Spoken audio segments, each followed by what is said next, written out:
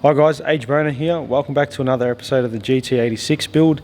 So in the last episode we did a walk around of the car now that it's painted, and I'm absolutely wrapped with it, as you could tell in the last video. So now we're going to start assembling the car.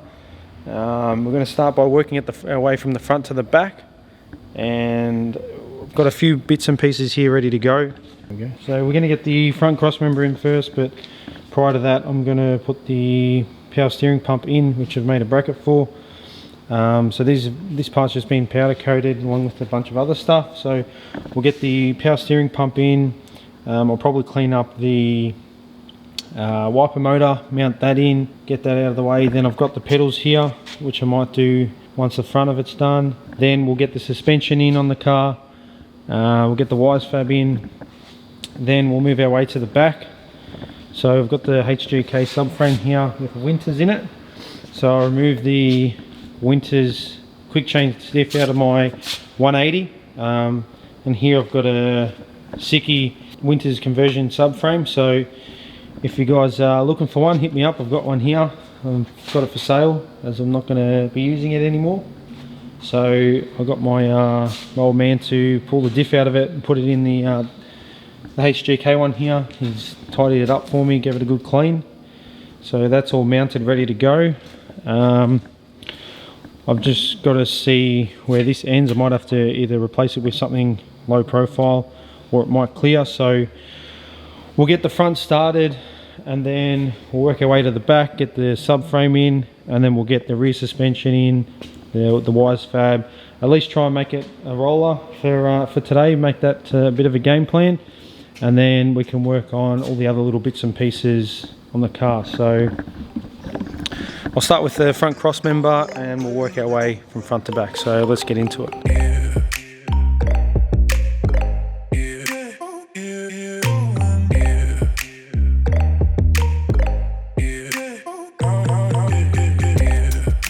The cross member will be a little bit heavier having the power steering pump in there, so I'll probably slide this trolley underneath the car. Get rid of all this stuff so I don't scratch anyway, and we'll get the cross member in.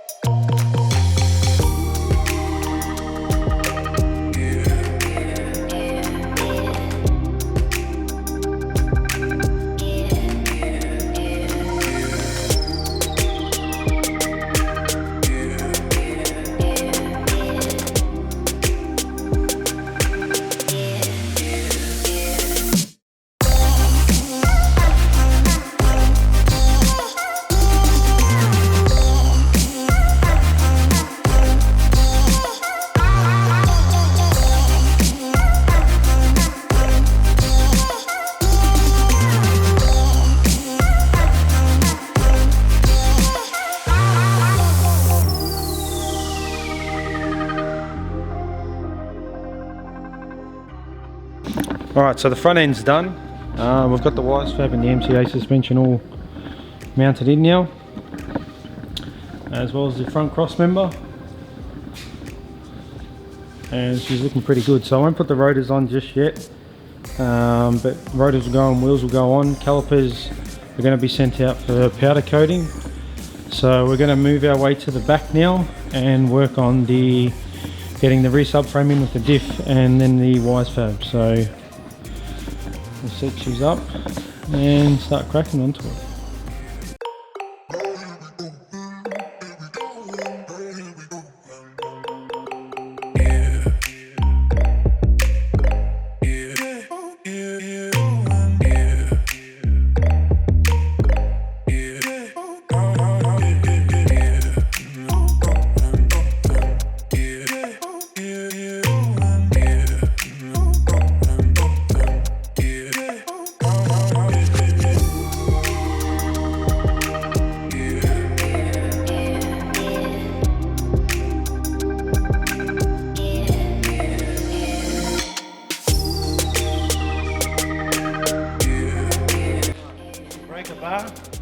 Not your ratchet, you break a bar to go up. Oh, no, let's put the fitting in now. Let me get the table out. Okay. Once people see that, they're going to say, well, that's a fucking easy way to put the cradle in. I can't believe the diff made it. I was that worried that it wasn't going to clear. Put that rag out now. Fitting though, I thought we were going to have to get a banjo bolt. It's in. I thought we were going to struggle a bit, and I never actually test fitted the diff in the cradle in the car, and I was slightly worried that the firewall and the top of the diff were going to be pretty close to touching, but I've got a little bit of room. The only thing I have to do is, I did have a breather for the diff, which were two fittings, an AM fitting into the top of the diff with a 90 degree. Now I'm going to have to change it to because I can only just get this fitting in. Just so you got an idea, that's how much room I've got between the top of the diff and the floor. So I'm going to either get an elbow straight off, or I'll try and get a banjo bolt that can go straight in, and then I'll just have a barb straight off the end of it and do a similar setup like this. So, alright guys, now that we've got the subframe in, super wrapped that it fits quite well. Like I said, I didn't have the diff in the subframe when I test fitted everything up. So we're going to get the wise fab for the rear assembled. Got to mount up my new ZSS 5-star hubs to the hub, and then we're going to get it onto the car. So we'll start prepping this stuff now, and then we'll get it on the car.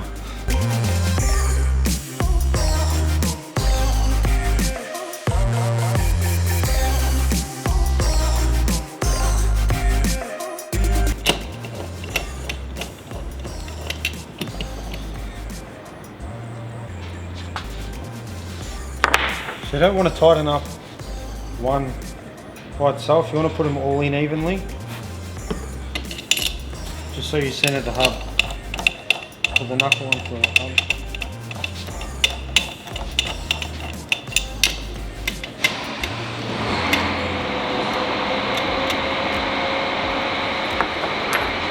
And these bolts are plenty long, even though the space is there, because actually, once they're tightened up, they will have a couple of threads hanging out.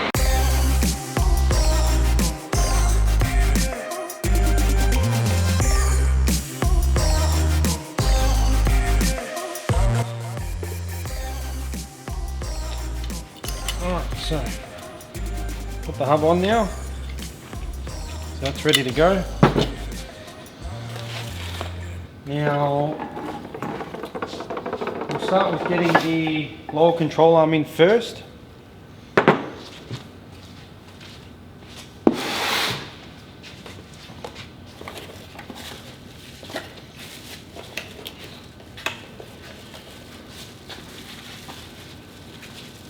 Now a bit of guesswork, I purchased some non-eccentric S13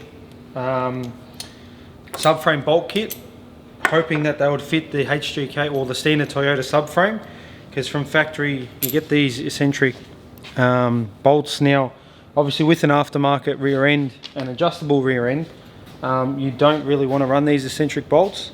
So GK Tech have made these super thick washers that lock out and centralize the bolt within the subframe. So I bought the kit for my previous setup in the 180. So I thought I'd give it a crack and try it on these ones, and surely enough they fit. So I'm wrapped. So the bolt's got enough length on it as well to be used. So I thought I might have to get a longer bolt, but at first I slotted him in and didn't fit, and I thought I would have to machine it down, but my dad got on the job and put it in properly, and it seemed to work. So pretty happy about that. So we'll start putting it together now, and then we'll get the hub on. So we're about to put the hub on.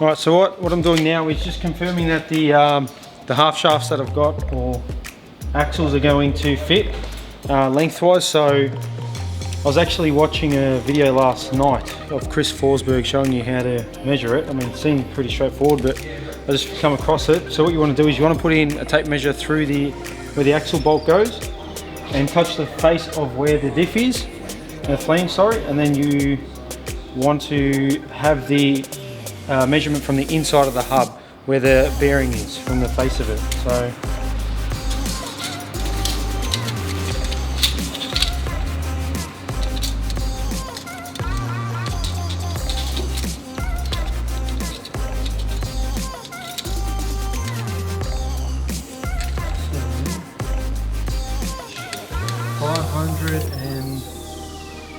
$570 mil.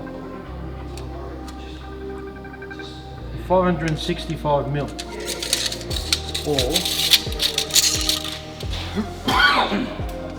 565 or 22 inches. So I'll just go and check my drive shaft. Alright guys, most of the rear end is in. There was a little bit of mucking around and going back and forth with the axle.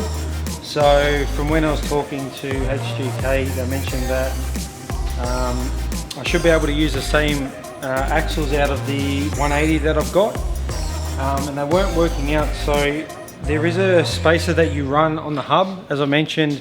If you're running, if it says you're running a standard Nissan handbrake setup, to not run this spacer, but I need to run this spacer in order to get the calipers to line up to the center of where the rotor sits once it's on. So I did have this on and then put the axle in, and we're just checking for travel by moving the suspension up and down.